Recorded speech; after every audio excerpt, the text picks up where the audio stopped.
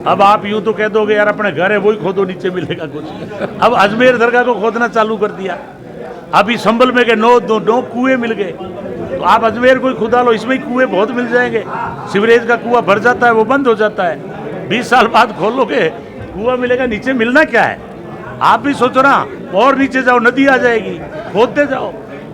अपने को नीचे जाना है या आगे बढ़ना है? हवाई जहाज उड़ता है ना तो धीरे धीरे करके आकाश में जाता है। विश्व साइंस की ओर चल रहा है, आगे बढ़ रहा है। आगे भाईचारे से बढ़ोगे, शिक्षा से आगे बढ़ोगे, और ये अंधविश्वास की तरफ ले जा रहे हैं। इसलिए पेट्रोल डीजल महंगा कर रहे हैं। अब ये तो कहते हैं कि गाय का मूत्र पी लो साहब। अब गाय का मूत्र का टाइम नहीं रहा पीने को। पीने वाले ठीक है, आज बछड़ा है वो दूध पिएगा, लेकिन गाय का मूत्र नहीं पिएगा। आप बिल्ली के आगे रख दो दूध और मूत्र गाय का, तो बिल्ली दूध पिएगी। इसलिए ये ठीक है, पीते हैं, इनका स्वास्थ्य ठीक रहता है, इनको स्वतंत्रता है। लेकिन मैं ये कहना चाहता हूँ कि आप तो जो 10 रुपये डीजल पेट्रोल घटाने की बात करते थे, अब साल भर से आप बैठे हो, वो आप घटाओ 10 रुपये, ताकि हमारा महंगाई कम हो। ERCP 10,000 करोड़ रुपए तो अशोक गहलोत जी ने दिए थे, और उद्घाटन ये करके गए, एक भी रुपया नहीं लगाया। आप पता कर लेना। हो गई ये कब हराया सन है कोई इनके पास? 1956 में बाबा साहब की डेथ हो गई थी, और यदि कांग्रेस नहीं होती तो बाबा साहब का संविधान जिंदा नहीं रहता। और अंबेडकर साहब ने कहा था कि जब तक संविधान जिंदा है, डॉक्टर अंबेडकर की आत्मा जिंदी है। उन्होंने ये भी कहा था 1949 में संविधान पेश करते टाइम, उन्होंने कहा अगर संविधान को सत्ता में चलाने वाले लोग अच्छे होंगे तो हमारा संविधान अच्छा कहलाएगा, और गलत लोग बैठ गए RSS के लोग तो ये गलत कहलाएगा। मौजूदा मंत्री हैं मदन दिलावर जी, वो अभी कल परसों में ये बयान देके गए हैं कि उनका पार्टी शरीर तक कांग्रेस ने जलाने नहीं दिया। देखिए, मदन दिलावर तो है ना, कुछ भी बोल सकता है। 20 बार तो वो असेंबली में गलतियां मांगता है, हमारे साथ ही रहा है। आप उनके आए दिन स्टेटमेंट पढ़ लिया करो कि वो तो मस्जिद के पास जाकर के 2 ईंट लगा के कह देंगे या मंदिर था, ऐसे फोटो भी आते हैं। तो मदन दिलावर के बयान जो है रिलायबल है नहीं, कुछ भी बुलवा लो। इनको कोई बात कहलानी पड़ती है तो वो मदन दिलावर को आगे करते हैं, क्योंकि वो अनुसूचित जाति का है।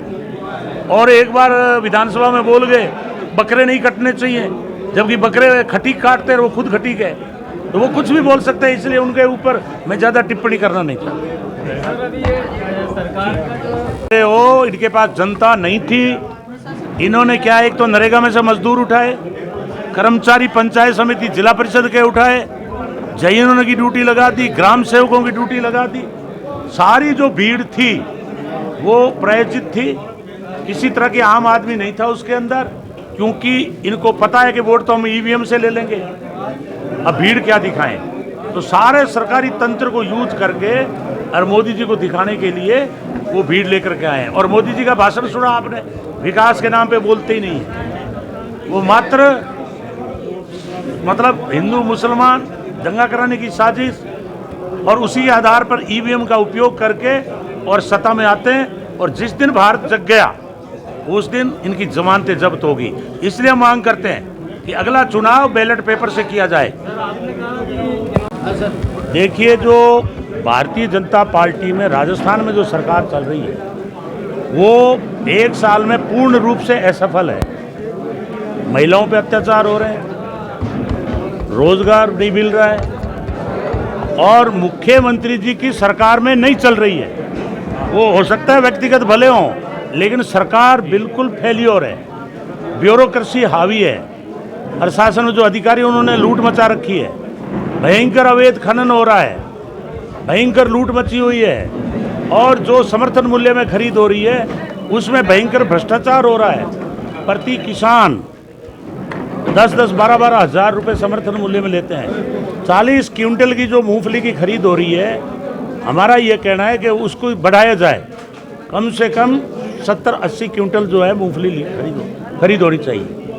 और अगर किसी भी क्षेत्र में देखेंगे, जो अशोक गहलोत जी की योजनाएं थी वो सारी योजनाएं इन्होंने बंद कर दी। आज 25 लाख का इलाज होता था फ्री, वो बंद पड़ा है।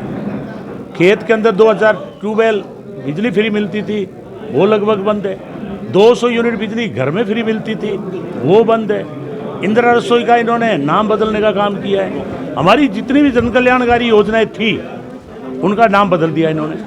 दूसरी तरफ जो केंद्र सरकार है वहाँ आज जो अमित शाह जी ने बार बार ये कहा कि अंबेडकर एक फैशन चल रहा है, और उसको लेकर उन्होंने जो टिप्पणी की कि उसकी बजाय तो आप भगवान का राम का नाम लो तो आप स्वर्ग में जाओगे। मैं कहना चाहता हूँ अमित शाह जी, स्वर्ग का रास्ता आप जानते हो, आप चले जाओ। हमारे लिए तो ये संविधान के तहत अभी जो हम चल रहे हैं ये हमारे लिए स्वर्ग है। पढ़ने का हमें अधिकार है, बोलने का हमें अधिकार है, और आप लोग जो ये संविधान खत्म करना की साजिश कर रहे हो, कांग्रेस पार्टी इसको स्वीकार नहीं करेगी। और मैं ये भी कहना चाहता हूँ कि राहुल गांधी जिनके घर में 2-2 शहादत हुई, आज उनके ऊपर आप एक झूठे मुकदमे कर रहे हो, करीब 25-30 मुकदमे झूठे कर दिए हैं। हम आने वाले समय में अगर राहुल गांधी जी की तरफ आपने अंगुली भी उठाई, हम जेलें भर देंगे।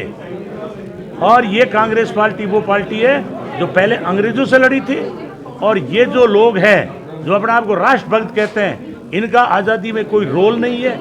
ये गोडसे के बताए रास्ते पे चल रहे हैं, हिंसा करवा रहे हैं, पत्रकारिता खत्म कर रहे हैं, लोगों की आज़ादी खत्म कर रहे हैं। जो भी इनके विरुद्ध बोलता है उनके यहाँ ईडी और इनकम टैक्स भेजते हैं। और सबसे बड़ा घोटाला ईवीएम का है, फर्जी वोटिंग करके और सरकार हथिया ली इन लोगों ने। और जो आज अड्डानी इनके जो राइट साइड में बैठता है बगल के अंदर, वो अमेरिका का मुलजिम है, उसको अमेरिका भेजा जाए। 2000 करोड़ रुपए की रिश्वत के मामले में वो मुलजिम है। इसलिए पूरे भारत के अंदर जो कांग्रेस पार्टी वो आंदोलन कर रही है, और राजस्थान के अंदर हमारे प्रदेश नेतृत्व के आधार पर कल भी अमित शाह जी के पुतले जलाए जिला मुख्यालयों पर, और आगे भी हम लोग आंदोलन करने को तैयार हैं। आप अम्बेडकर जी के सम्मान की बात करते हैं,